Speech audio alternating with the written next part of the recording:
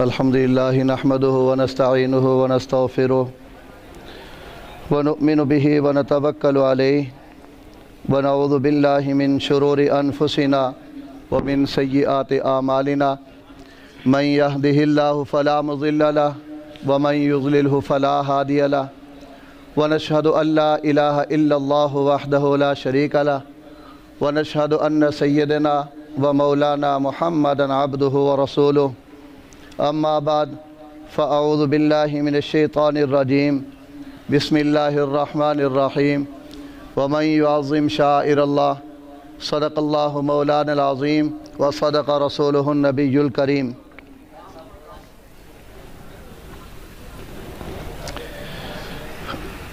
بہت مشکل ہے دل سے دل کی کہانی لکھنا، بہت مشکل ہے دل سے دل کی کہانی لکھنا، جیسے بہتے ہوئے پانی سے پانی لکھنا۔ میرے عزیز بھائیوں دوستوں، میں آپ حضرات کا دل کی اتھاہ گہرائیوں سے شکر ادا کرتا ہوں۔ آپ حضرات نے ہماری ایک کال پہ لبیک کہا، اور سب سے زیادہ جو میں شکر گزار ہوں ان حضرات کا جو ہمارے والد محترم سے براہ راست تعلیم لینے والے، تعلیم حاصل کرنے والے طلباء اکرام، جن میں حافظ محمد عارف صاحب اور حافظ محمد قاسم صاحب، حافظ محمد فیاض صاحب، حافظ محمد حکیم صاحب اور مفتی طارق صاحب اور عبدالحمید صاحب، حافظ جلال صاحب، اور اس کے علاوہ جتنے بھی حضرات یہاں پہ تشریف فرما ہیں جنہوں نے والد محترم سے براہ راست تعلیم حاصل کی، اور بھی دیگر حضرات ہیں یہاں پہ، ان میں مولانا عمران صاحب بھی ہیں، حافظ شبیر صاحب بھی ہیں، حافظ صغیر صاحب بھی ہیں۔ سب کے نام لوں تو میرے خیال شاید آپ پھر کہیں گے کہ مغرب ہو جائے گی۔ میں تمام جتنے بھی والد صاحب سے براہ راست پڑھنے والے طلباء اکرام اور اس کے علاوہ جنہوں نے باقی اساتذہ اکرام سے اس ادارے میں تعلیم حاصل کی، ان سب کا شکر گزار ہوں۔ اللہ رب العزت آپ حضرات کا آنا قبول فرمائے۔ اور اس کے ساتھ ساتھ میرا بیٹا محمد عمیر اس دفعہ میں حالات کی وجہ سے کافی کمزور ہو چکا تھا کہ ایک تو والد صاحب کی اس دنیا سے ان کا جانا، ان کی سرپرستی، سر سے اٹھنا، یہ ہمارے لیے بہت ایک مشکل کام تھا۔ ان کی غیر موجودگی میں کام کرنا کافی حد تک مشکل ہو رہا بھی ہے، لیکن آپ حضرات کی دعائیں انشاءاللہ رہی تو یہ ادارہ انشاءاللہ تعالی پہلے کی بنسبت مزید آگے بڑھتا جائے گا۔ اور اس میں آپ کے تعاون، جس طرح مولانا عمران نقشبندی صاحب نے فرمایا کہ ادارے کو تو آپ نے چلانا ہے، آپ نے اس کو ترقی دینی ہے، آپ نے اس کو بڑھانا ہے، آپ نے ہی اس کو بلندی پہ لے کے جانا ہے۔ آپ کے بغیر ادارہ نہیں۔ کوئی بھی مارکیٹ سے چیز نکلتی ہے، اگر وہ قابل قبول ہو جائے تو مارکیٹ چل جاتی ہے۔ تو آپ الحمدللہ اللہ کے فضل و کرم سے اپنے اپنے اداروں میں کام بھی کر رہے ہو،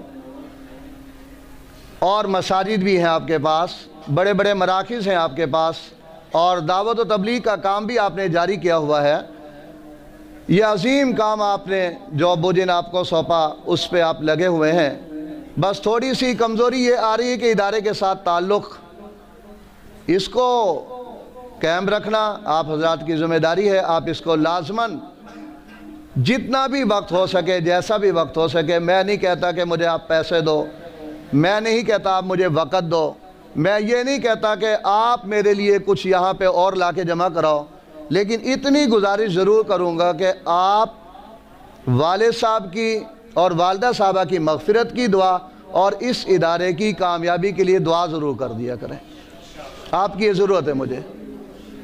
ادارے اللہ چلاتا ہے اور اللہ نہیں چلانے۔ جو میرے پاس پڑھنے کے لیے آئے گا اپنا مقدر لے کے آئے گا، میں اس کا کچھ دینے والا نہیں، نہ دے سکتا ہوں۔ میرا تو اپنا پیدا نہیں کیسے پورا ہوتا ہے۔ تو آپ بس اس ادارے کی ترقی کے لیے، اس کی کامیابی کے لیے، اس کو بلندیوں پہ جانے کے لیے آپ خصوصی اپنی دعاؤں میں جہاں ہاتھ اٹھاتے ہو وہاں پہ اس ادارے کا نام ضرور لے لیا کریں۔ اب 2-3 باتیں میں نے جو آپ سے کرنی ہے۔ ایک تو یہ ہے کہ آپ نے ماشاءاللہ ٹائم دیا، اور بڑا قیمتی ٹائم تھا۔ ہمارا نماز مغرب کا عصر کا ٹائم بھی شروع ہو رہا ہے، اور شروع بھی ہو گیا بلکہ ختم ہونے والا ہے۔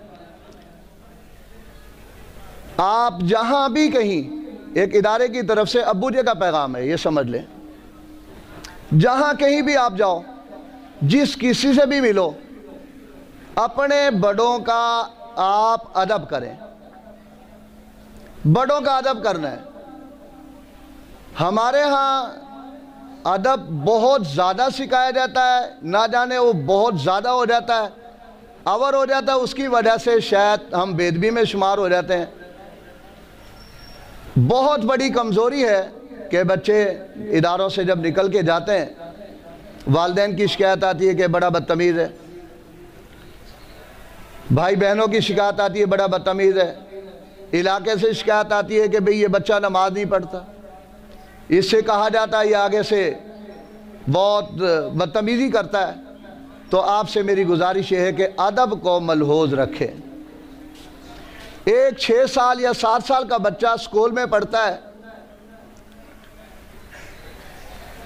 ایک ٹیچر، وہ پڑھانے والے، وہ کسی وجہ سے چھٹی پہ گئے، ان کی جگہ پہ دوسرے کو وہاں پہ بھیجا گیا، تو انہوں نے سبق کیا پڑھانا تھا، انہوں نے ایک سوال بچوں سے کیا، اسلامی سوال، کہ بیٹوں میں آپ سے پوچھنا چاہتا ہوں کہ ہمارے نبی پاک صلی اللہ علیہ وسلم کا نام کیا ہے؟ تو جس بچے سے پوچھا وہ خاموش ہے، بول نہیں رہا۔ اب اس کو پوچھا جا رہا ہے، بتاؤ بیٹا کچھ تو بتاؤ، آتا ہے تب بھی بتاؤ، نہیں آتا تب بھی بتاؤ، لیکن وہ بول نہیں رہا۔ اس کو مارا گیا، پیٹا گیا، لیکن وہ بچہ جواب نہیں دے رہا۔ اس استاد نے کہا کہ اچھا پھر مجھے موقع ملے گا نا، میں دوبارہ تمہاری کلاس میں نگرانی کے لیے آؤں گا تو پھر میں تمہیں پوچھوں گا، یاد کر کے آنا۔ وہ استاد چلے گئے۔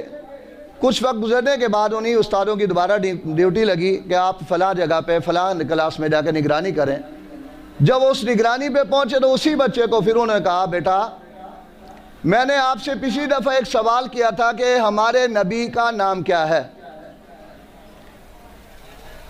تو آپ کو جواب آتا ہے؟ وہ بچہ کھڑا ہو گیا، الحمدللہ مجھے جواب آتا ہے۔ اس نے بتایا کہ ہمارے نبی حضرت محمد مصطفیٰ صلی اللہ علیہ وسلم، آپ کا نام محمد ہے۔ تو استاد بڑا حیران ہوا کہ پہلے میں نے اس کو مارا، پیٹا، بہت کچھ کہا، برا بھلا بھی کہا، اس کے باوجود اس بچے نے جواب نہیں دیا۔ اب میں نے پہلی دفعہ سوال کیا، فوراً یہ جواب دے رہا ہے، تو کیا بات ہے؟ بات ہو رہی ہے ادب کی، کیا وجہ ہے؟ اس بچے سے پوچھا، بیٹا کوئی وجہ؟ آپ نے اس وقت نہیں بتایا اور اب آپ فوراً بتا رہے ہو۔ بچہ بتانے لگا کہ استاد جی میرے والدہ نے مجھے نصیحت کی تھی، جب تم بے وضو ہو نا، وضو تمہارا نہ ہو تو تم نے نبی کا نام نہیں لینا، بے وضو نبی کا نام نہیں لینا۔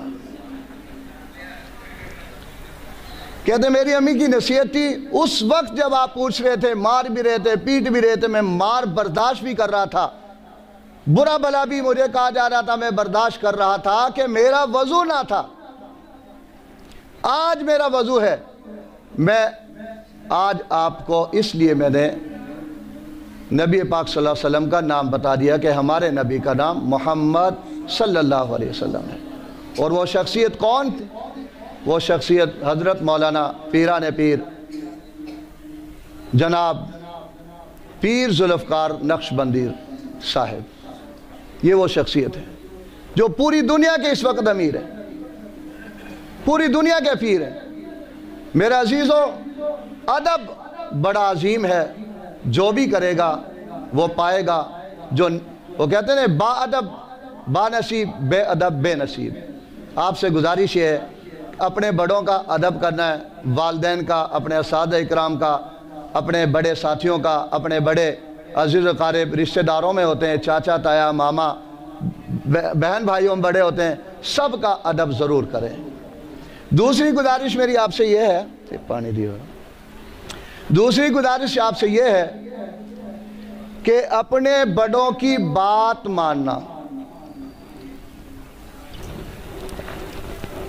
اپنے بڑوں کی بات مانو، چاہے بڑوں میں والد ہو، بڑے بھائی ہو، چاہے والدہ ہو، چاچا ہو، تایا ہو، ماموں ہو، اس کے علاوہ اور بھی جتنے علماء اکرام ہیں وہ بڑوں میں شمار ہوتے ہیں، مفتیان اکرام بڑوں میں شمار ہوتے ہیں، آپ کے علاقے کے بزرگ لوگ ہیں، بڑی عمر کے ہیں، وہ جو آپ کو کہیں ان کی بات مانو، اپنی بات کو سامنے نہ رکھیں کہ میں جو کہہ رہا ہوں، جو میں سمجھ رہا ہوں وہ ٹھیک ہے، بلکہ آپ اگر بڑوں کی بات کو مان لو گے، اسی میں خیر ہے اور اسی میں بھلائی ہے، اسی میں کامیابی ہے۔ آپ حضرات سے میری یہ گزارش ہے کہ آپ حضرات اپنے بڑوں کا احترام کریں۔ ہمارے ہاں مصیبت یہ ہے کہ جب بچے گھروں میں جاتے ہیں، والدہ نوکر، والد نوکر، بہن نوکر، بھائی نوکر، سب کو ہم نے ملازم بنایا ہوا ہے۔ ہم گئے شہزادوں کی طرح گھر پہ رہے، شہزادوں کی طرح کھاتے ہیں، شہزادوں کی طرح سوتے ہیں، شہزادوں کی طرح کھیلتے ہیں۔ نوکرانی ہماری ماں جو ہمیں کپڑے دھو کے دے رہی ہے، ہمیں بستر بچھا کے دے رہی ہے، ہمیں صفائیاں کر کے دے رہی ہے، ہمیں روٹیاں پکا کے دے رہی ہے، ہماری باتیں بھی سن رہی ہے، ہماری جھاڑیں بھی سن رہی ہے۔ میرے عزیزو، دین یہ سبق نہیں دیتا کہ آپ اپنے بڑوں کو ملازم بنا کے ان کو جھاڑو، ان کے ساتھ بدتمیزی بھی کرو اور ان کی بات کو بھی نہ مانو۔ دین قطعی طور پہ اس کی اجازت نہیں دیتا۔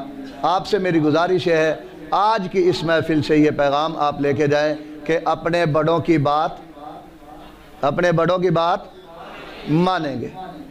تیسرے نمبر پہ میری آپ سے گزارش یہ ہے کہ آپ جہاں کہیں بھی رہو، اللہ آپ کو سلامت رکھے، اللہ آپ کو آباد رکھے، اللہ آپ کی زندگیوں میں برکتیں فرمائے، اللہ آپ کے علم میں برکت فرمائے، اللہ آپ کی آل اولاد کی زندگیوں میں برکت فرمائے، آپ کے اداروں میں، آپ کے کاروباروں میں اللہ تعالیٰ برکتیں عطا فرمائے۔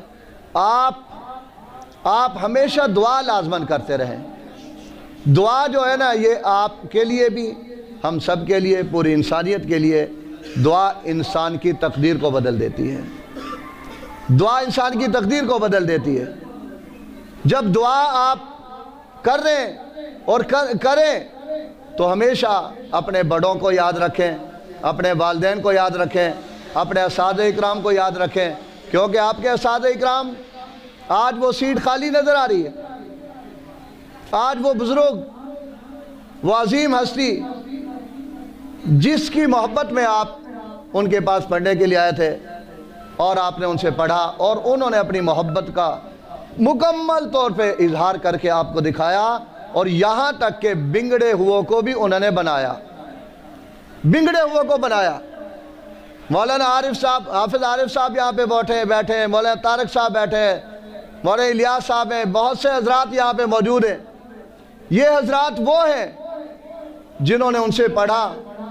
ایک دفعہ اگر انہوں نے سختی سے مارا بھی، پیٹا بھی، تو دوسری دفعہ اسی ٹائم ان کو کسی بھی بہانے اپنے قریب بلا کے پھر سمجھانا، پھر پیار کرنا، اور پھر یہاں تک پیار ہی نہیں، پھر جیب سے کچھ خرچی بھی دینا، یہ بھی ہوتا تھا۔ پیسے بھی دیتے تھے، کوئی چیز ہے وہ کھلا دی، تاکہ یہ بچہ سختی کی وجہ سے یہاں سے فرار نہ ہو جائے، تعلیم نہ چھوڑ دے۔ ان کے اندر ایک کڑھن تھی، ایک لگن تھی، آپ کی ایک محبت تھی۔ آپ کو وہ کہتے ہیں نا کہ استاد بادشاہ نہیں لیکن انسان کو بادشاہ بنا دیتا ہے۔ انہوں نے آپ کو بادشاہ بنایا ہے۔ اب آپ بادشاہ تو بن گئے، رعایا آپ کے ہاتھ میں، حکومت آپ کے ہاتھ میں، پھر بھی اگر آپ اپنے استاد کو پاس نہ کرواؤ تو میرے خیال میں بڑی بدقسمتی کی بات ہوگی۔